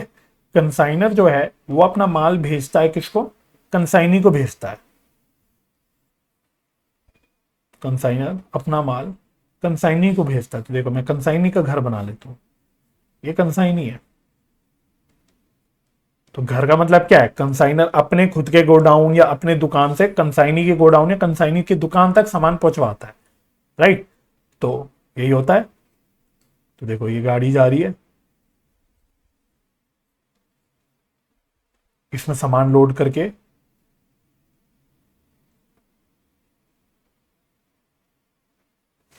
तो कंसाइनर क्या करता है? सामान लोड करता है और कंसाइनी के पास पहुंचवाता है।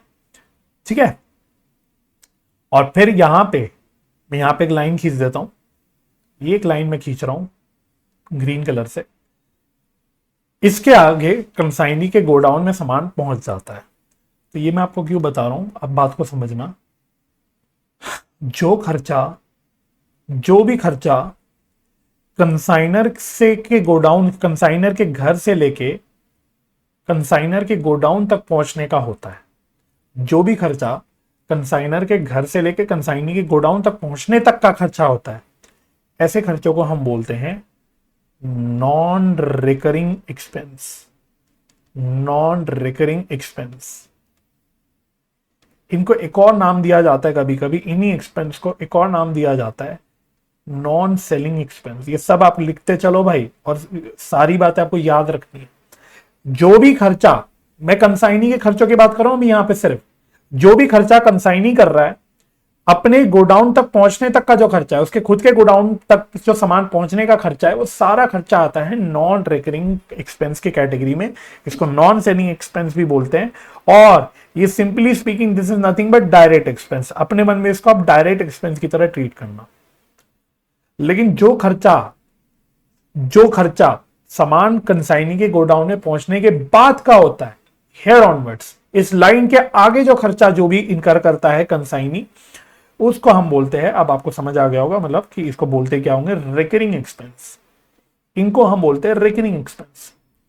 ठीक है, किसी कारण से बाइफरकेशन कर रहे हैं हम, कैटेगराइजेशन कर रहे हैं हम, तोड़ रहे हैं खर्चों को। खर्चा तो देखो कंसाइनी का अल्टीमेटली सारा, चाहे दो जो भी खर्चा कंसाइनी कर रहा है, कंसाइनर का माल बेचने के लिए अल्टीमेटली कंसाइनर के लिए जो भी खर्चा कर रहा है, वो खर्चा तो अल्टीमेटली वो कंसाइनर से रिकवर करेगा, लेकिन उस खर्चे को इन दो कैटेगरीज में तोड़ना जरूरी है। बार बार कह रहा हूं क्यों तोड़ना जरूरी है, अभी बिल्कुल भी मत सोचना, बिल्कुल भी ना पूछना, किसी से भी मत पूछना, वो आपको मैं इवेंचुअली बता दूंगा, समझ भी आ जाएगा। लेकिन फिलहाल आपको समझना जरूरी है कि ये खर्चों की बाइफरकेशन क्या है। मैं रिपीट कर रहा हूं एक बार फाइनली, ठीक है। जो खर्चा कंसाइनी के गोडाउन तक पहुंचने तक का खर्चा होता है, जो कंसाइनी इनकर करता है, उसको हम बोलते हैं नॉन रिकरिंग एक्सपेंस या नॉन सेलिंग एक्सपेंस या सिंपली डायरेक्ट एक्सपेंस। और जो खर्चा कंसाइनी इनकर करता है सामान उसके गोडाउन में आने के बाद का जो भी, उस खर्चे को हम बोलते हैं रिकरिंग एक्सपेंस, और मैंने लिखा नहीं लेकिन इसको हम सेलिंग एक्सपेंस भी बोलते हैं, सेलिंग एक्सपेंस, या फिर सिंपली स्पीकिंग इनडायरेक्ट एक्सपेंस। आपको ये बात समझ आ गई? तो मैं इनको अलग अलग से, देखो इसको मैं ग्रीन से कलर कर देता हूं, इस खर्चे को ग्रीन या येलो जो भी बोलो इसको, और ये वाले खर्चे को मैं ब्लू से कर देता हूं टू इंडिकेट द बाइफरकेशन। ठीक है जी। बाकी अब इनके एग्जाम्पल्स लिख लो, ठीक है, क्योंकि एग्जाम में हमेशा, मतलब क्वेश्चंस में हमेशा ये डायरेक्टली लिखा नहीं होता। कई बार क्वेश्चंस में वो एक्सपेंस का नाम बता देता है, हमको खुद से दिमाग लगा के कैटेगराइज करना पड़ता है कि ये वाला खर्चा नॉन रिकरिंग वाला होगा, ये वाला खर्चा रिकरिंग वाला होगा। इसलिए आप एग्जाम्पल्स भी लिख लो जो जनरली चलते हैं। तो नॉन रिकरिंग या नॉन सेलिंग या सिंपली डायरेक्ट एक्सपेंस के जो एग्जाम्पल है, इसके एग्जाम्पल्स लिख लेना। जैसे पैकेजिंग का एक्सपेंस हो गया, फ्रेट का एक्सपेंस हो गया, कार्टेज का, मतलब मानो ट्रक से भेज रहा जा रहा था तो ट्रक का जो फ्रेट वगैरह का खर्चा है वो हो गया, ट्रांजिट का इंश्योरेंस हो गया। जो भी ये खर्चा कंसाइनी कर रहा है वो सब इस कैटेगरी के अंदर आ जाएगा। ट्रांजिट इंश्योरेंस हो गया।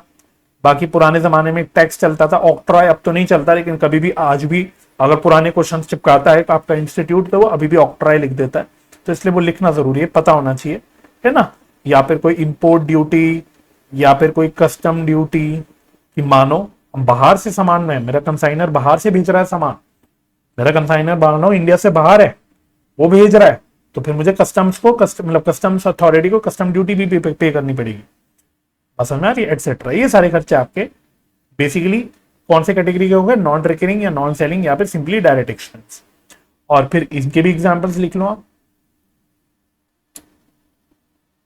तो लिखना एक्सपेंसेस के एग्जांपल्स, इसके एग्जांपल्स लिख लेना। जैसे गोडाउन रेंट, गोडाउन रेंट हो गया, गोडाउन का इंश्योरेंस हो गया, ठीक है, डिलीवरी चार्जेस हो गए, समझ रहे हो ना। डिलीवरी चार्जेस मतलब कि कस्टमर को भेजने का जो खर्चा है, कस्टमर को अगर मैं डिलीवर करा रहा हूं सामान तो उसके जो डिलीवरी चार्जेस हैं वो हो गए। सेकेंडरी पैकिंग लिखना, सेकेंडरी पैकिंग, सेकेंडरी पैकिंग बोले तो वो आपने हो सकता है अपने 12th में बिजनेस स्टडीज में भी पढ़ी होगी कि कस्टमर के लिए मैं स्पेशल अलग पैकिंग कर रहा हूं बेचने के लिए, तो वो सेकेंडरी पैकिंग होगी। एक तो पैकिंग एक्सपेंस मैंने यहां बोला था इसमें नॉन सेलिंग वाले कैटेगरी में, ये मेन पैकिंग का है कि बड़े बड़े कार्टन के अंदर पैक करा मानो सामान भेजने के लिए, कंसाइनी को भेजने के लिए, वो हो गया। ये सेकेंडरी पैकिंग है, बड़े बड़े पैकेजेस के अंदर से अब जो सामान इंडिविजुअली कस्टमर को बेचा जा रहा है उसकी जो अपनी पैकिंग होगी वो आपकी सेकेंडरी पैकिंग हो गई, ठीक है। तो सेकेंडरी पैकिंग हो गई, तो चाहे लिख लो दैट इज फॉर कस्टमर्स, जो पैकिंग हम कस्टमर्स के लिए कर रहे हैं। हो सकता है गिफ्ट रैप करा रहा हो कस्टमर, तो गिफ्ट रैप का भी खर्चा हो सकता है ना। या फिर सेल्समैन सैलरी, मानो हमने एक सेल्समैन को स्पेशली हमारा ही सामान, मतलब कंसाइनर का सामान बेचने के लिए बिठा रखा है, तो उसकी सैलरी होगी, एटसेट्रा। तो ये सब आपके इस कैटेगरी में आ जाएंगे, ठीक है जी। तो आप एक इसको मीनिंग अच्छे से लिख लो। ये तो डायग्राम से हो गया, मतलब मैंने एग्जांपल्स भी आपको यहीं लिखवा दिए, तो आप ऐसे लिख लो, नॉन रिकरिंग या non selling expense.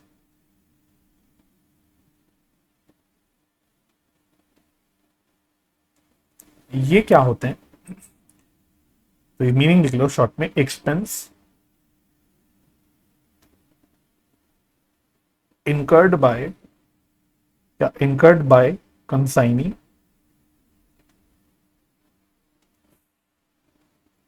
till the goods reach consignee's premise। ठीक है, एग्जाम्पल मैंने ऊपर लिख दी है। इसी तरह से रिकरिंग या फिर सेलिंग एक्सपेंस,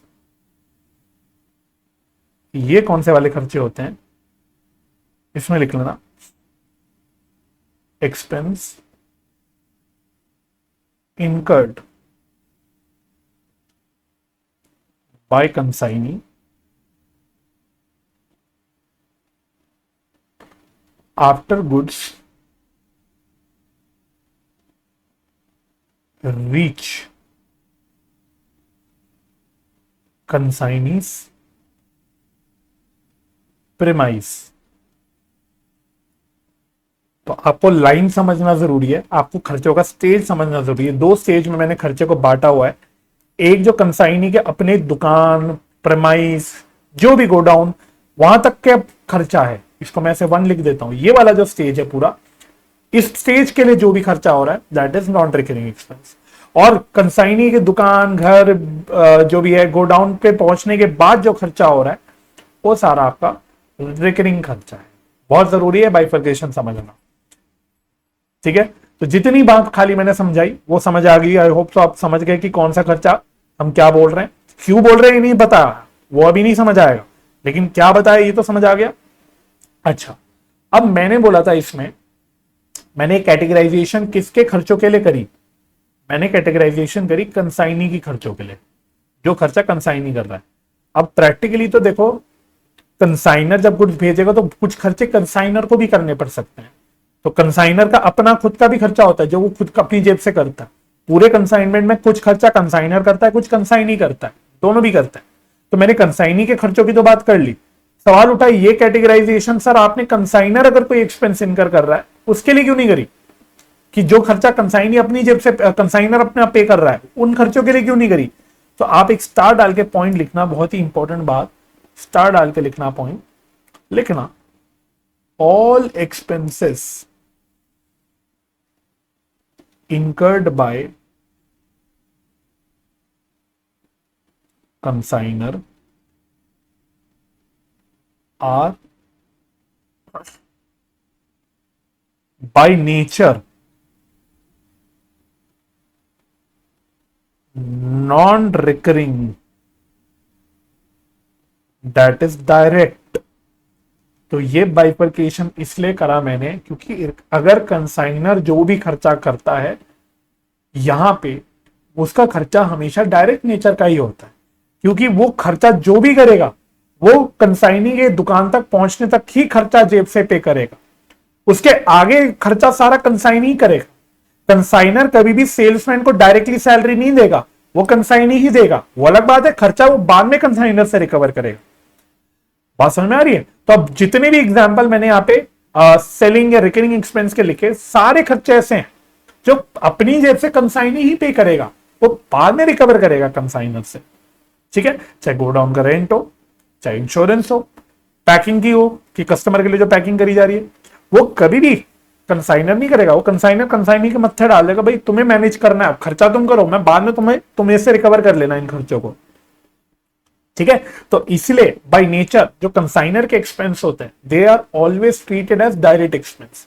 वो हमेशा by nature non recurring, non selling या डायरेक्ट है, जो भी आप बोलना चाहो। ठीक है जी, यहां तक बात समझ आ गई? Okay sir. चलो तो बच्चों, अब आपको हेडिंग डालनी है, हेडिंग डालनी है अकाउंटिंग ट्रीटमेंट। अकाउंटिंग ट्रीटमेंट, ठीक है, बहुत तसल्ली से धीरे धीरे हमें अकाउंटिंग ट्रीटमेंट सीखनी है। ठीक है, अकाउंटिंग ट्रीटमेंट जो हमको सीखनी है वो दोनों की किताबों में सीखनी है। दोनों मतलब किसके? मैं बोला ना, दो पार्टीज हैं यहां पे, एक है कंसाइनर और दूसरा है कंसाइनी। तो हमको दोनों की किताबों में अकाउंटिंग सीखनी है, राइट। तो बिल्कुल स्टेप बाय स्टेप, धीरे धीरे धीरे करके हमें चलना है। बहुत सारी अकाउंटिंग है, बट हम धीरे धीरे यहां पे सीखेंगे और धीरे धीरे लॉजिक और कॉन्सेप्ट समझते हुए हम लोग सीखेंगे, ठीक है। तो देखो भाई, जब मैं कंसाइनर की बुक्स की बात करता हूं तो कंसाइनर कौन से अकाउंट्स मेंटेन करता है? कंसाइनर कौन से अकाउंट्स मेंटेन करता है to record the consignment transactions? तो पहले यहां पे लिखना ऐसे, अकाउंट्स मेंटेन्ड, अकाउंट्स मेंटेन्ड। तो कौन से कंसाइनर अकाउंट्स मेंटेन करता है? तो लिखना है इसमें एक बहुत ही इंपॉर्टेंट और स्पेशल टाइप ऑफ अकाउंट, वो कंसाइनमेंट दिख की सेल वगैरह दिखाने के लिए, कंसाइनमेंट की ट्रांजैक्शन दिखाने के लिए मेंटेन करता है, जिसका नाम होता है कंसाइनमेंट अकाउंट। तो सबसे मेन अकाउंट जो होता है आपका कंसाइनर की बुक्स में, वो होता है कंसाइनमेंट अकाउंट, ठीक है। तो धीरे धीरे समझ आएगा कि पूरा वो प्रॉफिट हुआ, लॉस हुआ, कंसाइनर को कंसाइनमेंट से सब निकालने के लिए जो अकाउंट मेंटेन करता है वो होता है कंसाइनमेंट अकाउंट, ठीक है। तो इसका आप पर्पस लिखते हुए चलना, टू नो द प्रॉफिट या लॉस ऑन कंसाइनमेंट।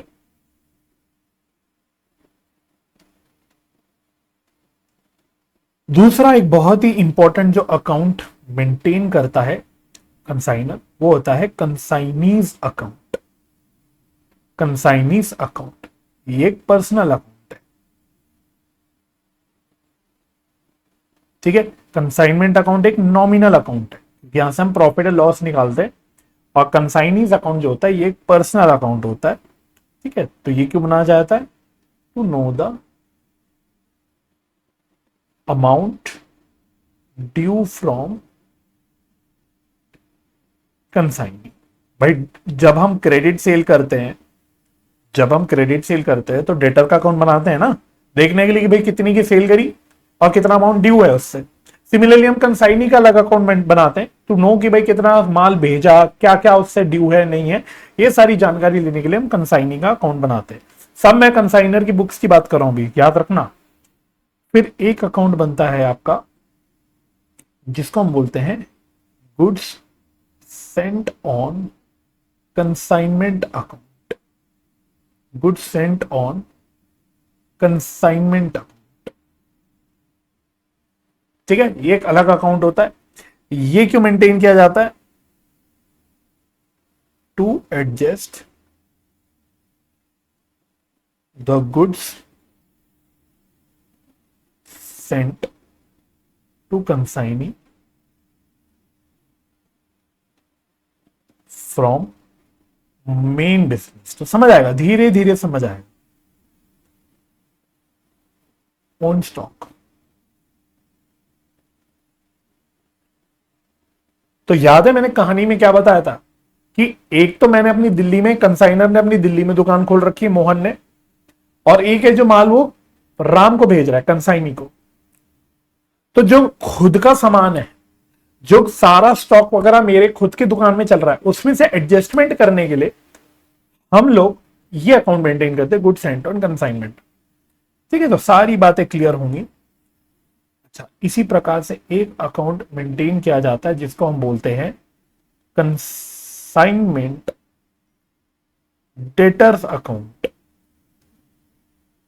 ये बहुत इंपॉर्टेंट है समझना। कंसाइनमेंट डेटर अकाउंट हम मेंटेन करते हैं।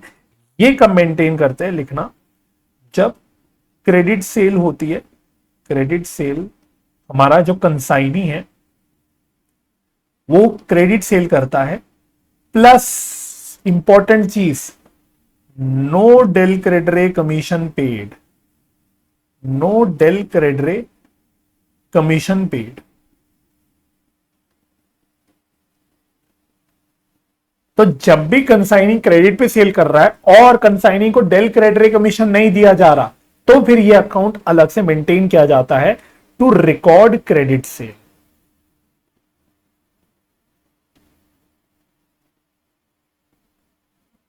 रिकॉर्ड क्रेडिट सेल, तो ये सारी बातें हम लोग देखेंगे।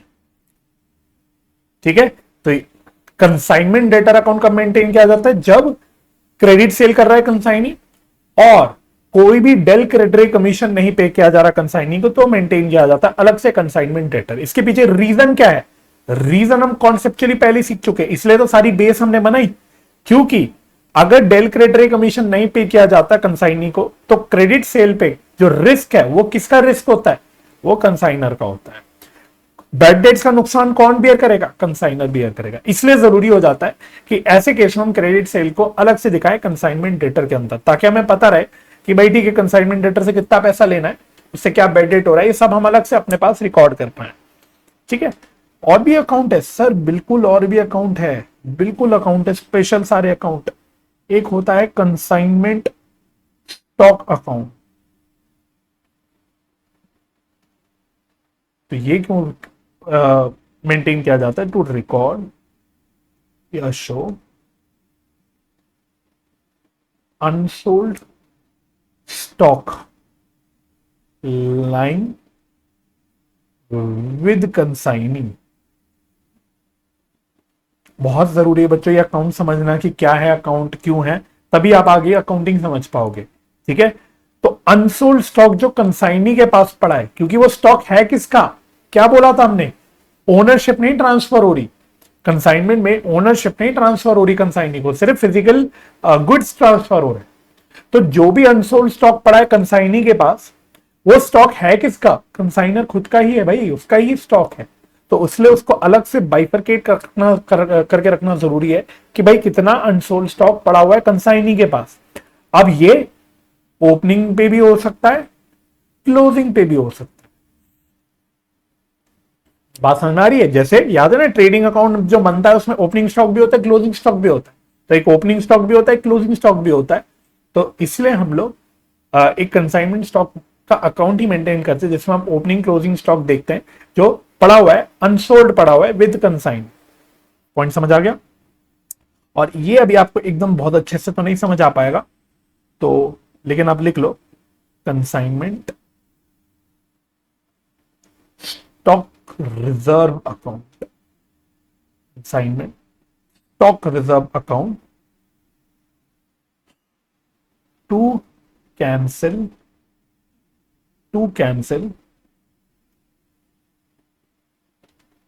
load to cancel load when goods are sent at invoice price over cost। ये मैं आपको अलग से डील करके बताऊंगा भाई, धीरे धीरे समझना है ना। लेकिन कभी कभी क्या होता है ना, हम अपना जो माल भेजते हैं कंसाइनी को, वो ज्यादा दाम पे दिखाते कि हमने भेजा है। भाई सिंपल है, मैंने बोला मेरी जो 100 रुपए की कॉस्ट के जूते हैं, मैंने वो भेजे कंसाइनी को। तो एक है कि मैं दिखाऊंगा इसको 100 रुपए पे कि मैंने 100 रुपए की कॉस्ट का सामान भेजा, लेकिन कभी कभी मैं अपने आपको बेटर पिक्चर दिखाने के लिए दिखाता हूं कि नहीं 100 पे नहीं, मैंने 100 रुपए का सामान 120 पे भेजा अपने कंसाइनी को। मैं अपनी खुद की इनवॉइस प्राइस, जितने की माल मैं अपने खुद के कस्टमरों को बेचता हूं, मैं 100 रुपए का जूता 120 पे बेचता हूं, तो यही मैं दिखाऊंगा कि मैंने 120 रुपए का सामान भेजा है अपने कंसाइनी को। तो बस इसको हम बोलते हैं कि हम इनवॉइस प्राइस पे दिखा रहे हैं। और इसमें ये जो हम 20 रुपए का प्रॉफिट ऐड करके दिखाते हैं कि 100 रुपए का माल 120 पे भेजा है, उसको कैंसल ऑफ करना होता है, इसकी कुछ एडजस्टमेंट करनी होती है। सब समझ आएगा धीरे धीरे। बस उस एडजस्टमेंट को करने के लिए हम लोग कंसाइनमेंट स्टॉक रिजर्व को बनाते हैं कि भाई जो भी स्टॉक पे, कंसाइनमेंट स्टॉक पे जो भी लोड वगैरह, लोड मतलब प्रॉफिट छुपा हुआ है, उसको रिमूव करने के लिए हम लोग दिखाते हैं कंसाइनमेंट स्टॉक रिजर्व। सिर्फ ओवरव्यू दे रहा हूं, अभी कुछ समझाया नहीं मैंने आपको ज्यादा, अकाउंटिंग तो अभी शुरू भी नहीं करी। अच्छा, कंसाइनर के बुक्स में ना ज्यादा भसड़ होती है अकाउंटिंग में, कंसाइनी के बुक्स में ज्यादा भसड़ नहीं होती। तो कंसाइनी क्या क्या अकाउंट्स मेंटेन करता है, अकाउंट्स मेंटेन, इसमें ज्यादा भसड़ नहीं है। क्यों भसड़ नहीं है? क्योंकि कंसाइनी अपना खुद का माल थोड़ी बेच रहा है, जो माल है अल्टीमेटली कंसाइनर का है, कंसाइनर का रिस्क है, कंसाइनर के बिहाफ पे बेच रहा है, तो उसको ज्यादा भसड़ पालने की जरूरत नहीं होती। बस मेन जो कंसाइनी अकाउंट मेंटेन करता है, सबसे जरूरी वो करता है कंसाइनर्स अकाउंट। कंसाइनर्स अकाउंट ये कंसाइनर का पर्सनल अकाउंट। जैसे कंसाइनर अपनी किताब में कंसाइनी का अकाउंट मेंटेन कर रहा है क्योंकि वो एक तरह से उसको डेटर की तरह मान रहा है, वैसे ही कंसाइनी अपनी बुक्स में कंसाइनर का अकाउंट मेंटेन करेगा क्योंकि वो अपने आप बुक्स में एक प्रकार से अपने मन में उसको क्रेडिटर की तरह सोच रहा है। तो भाई हिसाब रखना है ना कंसाइनर से, क्या माल आया, उसको क्या पैसा देना है नहीं देना है, राइट। तो इसमें लिखना ये क्यों मेंटेन किया जाता है? To know the amount due to the consignor. कितना अमाउंट फाइनली ड्यू है कंसाइनर को, ये निकालने के लिए, डिटरमाइन करने के लिए कंसाइनर का अकाउंट मेंटेन किया जाता है ना। जैसे हम क्रेडिटर का अकाउंट क्यों मेंटेन करते हैं? ये देखने के लिए भाई क्रेडिटर से कितने का सामान खरीदा और कितना पैसा उसको फाइनली ड्यू है। तो सिमिलरली हम कंसाइनर का अकाउंट कंसाइनी मेंटेन करता है ये देखने के लिए कि कितना माल उसको कंसाइनर से मिला और फाइनली कितना अमाउंट सब कर करा के सारी एडजस्टमेंट करके कितना फाइनल अमाउंट ड्यू है कंसाइनर को, ये दिखाने के लिए या निकालने के लिए कंसाइनर का अकाउंट मेंटेन किया जाता है। और अगला जो बहुत इंपॉर्टेंट अकाउंट होता है वो होता है कमीशन रिसीव्ड या फिर कमीशन इनकम। ठीक है, क्योंकि कोई सेल वगैरह जो हो रही है वो कंसाइनी की तो है नहीं, तो वो क्या कमा रहा है? वो तो अल्टीमेटली कमीशन कमा रहा है, तो वो कमीशन दिखाने के लिए वो एक अलग अकाउंट मेंटेन करता है। बेसिकली ये इनकम का अकाउंट, कमीशन इनकम। ठीक है, तो to know the commission earned. और एक अकाउंट ये भी मेंटेन करता है तीसरा, वो लिखना कंसाइनमेंट डेटर अकाउंट। ठीक है, तो इसकी कॉम्प्लिकेशन आपको थोड़ी बाद में समझ आएगी। कंसाइनमेंट डेटर अकाउंट ये क्यों मेंटेन करता है? ये कब होता है? जब अगेन डेटर अकाउंट तब होगा जब क्रेडिट सेल कर रहा है कंसाइनी,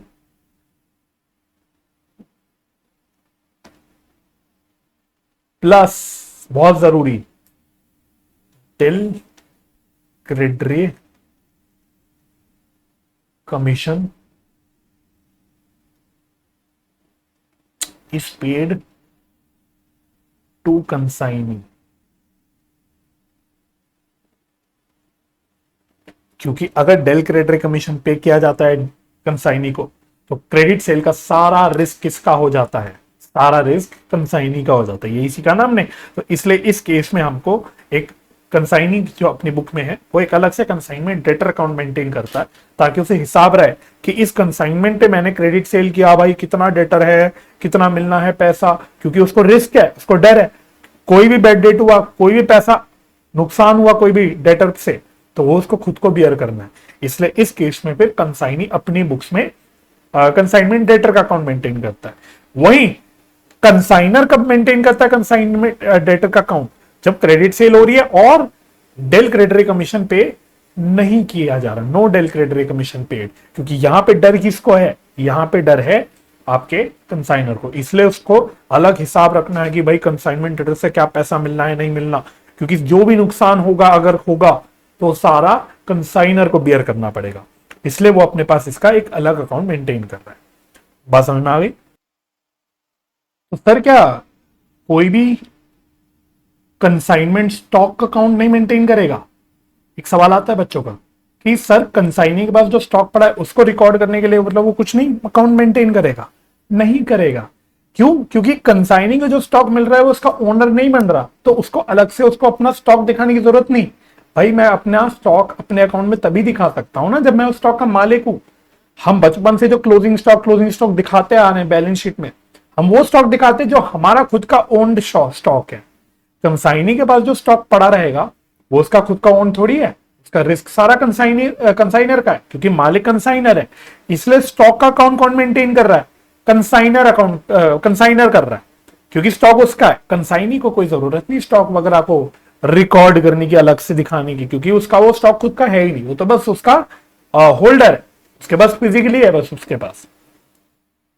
ठीक है। तो ये सारे मोटे मोटे अकाउंट मेंटेन होते हैं। एक हाथ हो सकता है कभी कभी कुछ स्पेशल केस में और अकाउंट आ जाए, वो हम वहीं के वहीं देखेंगे, बट मेन ये वाले हमारे अकाउंट चलते हैं कंसाइनमेंट में। तो हमें दोनों की बुक्स में अकाउंटिंग सीखनी है, कंसाइनर के बुक्स में भी, कंसाइनी की बुक्स में भी, लेकिन जल्दबाजी में नहीं बच्चों, धीरे धीरे सीखनी है। तो आज मैं एक काम करता हूं, मैं आज आपका यहीं पे रोकता हूं लेक्चर को। मैं चाहता हूं आपका ये सारा हमने बेस बना लिया, पूरी अकाउंटिंग सीखने के लिए हमने एक बेस बना लिया, पूरा कंसाइनमेंट में क्या होता है, कमीशन के बारे में सब कुछ, क्या क्या अकाउंट्स कंसाइनर मेंटेन कर रहा है, क्या क्या अकाउंट्स कंसाइनी मेंटेन कर रहा है, क्यों कर रहा है, सब कुछ हमने किया। तो आपको सबको पहले ये अच्छे से रिवाइज करना है। तो मैं नेक्स्ट क्लास में आपको धीरे धीरे इसकी अकाउंटिंग शुरू करवाऊंगा। धीरे धीरे हम अकाउंटिंग एक एक करके सीखेंगे, क्वेश्चंस करते रहेंगे साथ साथ, जो भी रेलिवेंट है, जो भी कॉन्सेप्ट, अभी और बहुत सारे कॉन्सेप्ट हमें सीखने, अभी तो बहुत सारी बारीकी है इन चीजों की जो आपको सीखनी है, बट वो आपको तभी समझ आएगी जब आपका बेस स्ट्रांग होगा। तो नेक्स्ट क्लास में मैं स्टार्ट करूंगा विद अकाउंटिंग पार्ट। हम अकाउंटिंग सारी ट्रांजेक्शन की करना सीखेंगे कि कंसाइनर क्या कर रहा है, कंसाइनी क्या कर रहा है, लेकिन वो आपको तभी समझ आएगी जब आपको अभी तक हमने जितनी भी बातें डिस्कस करी वो सारी याद होंगी, पता होंगी, तभी आप उसको अप्रिशिएट कर पाओगे। ठीक है, तो इसलिए जरूरी है कि मैं यहाँ पर रुक जाऊं। तो आपको अगले लेक्चर से पहले अच्छे से इस बात को, इतनी पार्ट को अच्छे से रिवाइज करना है, और फिर हम लोग नेक्स्ट क्लास में कंटिन्यू करेंगे। ठीक है, तो आई होप आपको आज के लेक्चर में सब कुछ समझ आया होगा। ये चैप्टर्स को हमको, कंसाइनमेंट चैप्टर को स्पेशली थोड़ा धीरे आराम आराम से करना है, क्योंकि अगर ये हड़बड़ी में कर देते हैं ना तो बच्चे बस परेशान हो जाते हैं इस चैप्टर में। लेकिन अगर तसल्ली से करोगे, प्रॉपर कॉन्सेप्ट बिल्ड करते हुए, तो फिर इस चैप्टर में आपको कभी भी कोई भी परेशानी नहीं। तो अगर ये लेक्चर हेल्पफुल लगा बच्चों तो थोड़ा सा सपोर्ट कर देना, इसको लाइक कर देना, ज्यादा से ज्यादा शेयर कर देना अपने दोस्तों के साथ। अगर अभी तक आपने मेरे छोटे से इस चैनल को सब्सक्राइब नहीं किया है तो आप चैनल को सब्सक्राइब कर देना। मुझे आप इंस्टाग्राम पे भी फॉलो कर सकते हैं, आप अपने कमेंट्स वगैरह भी यहाँ पे छोड़ सकते हैं। तो मुझे अपना समय देने के लिए बहुत बहुत धन्यवाद। अपना ख्याल रखिए, परिवार का ख्याल रखिए, हंसी खुशी रहिए, एक दूसरे की मदद करते रहिए और पॉजिटिव माइंडसेट से पढ़ाई करते रहिए। हमारी मुलाकात होगी नेक्स्ट लेक्चर में, जिसको हम इस चैप्टर को जिसमें आगे बढ़ाएंगे हम लोग। तो अगर आपको नोटिफिकेशन चाहिए कि भाई नेक्स्ट लेक्चर का नोटिफिकेशन आपके पास आ जाए, तो आप एक और काम कर सकते हैं, आप बेल आइकन को भी प्रेस कर सकते हैं। Bye bye and take care.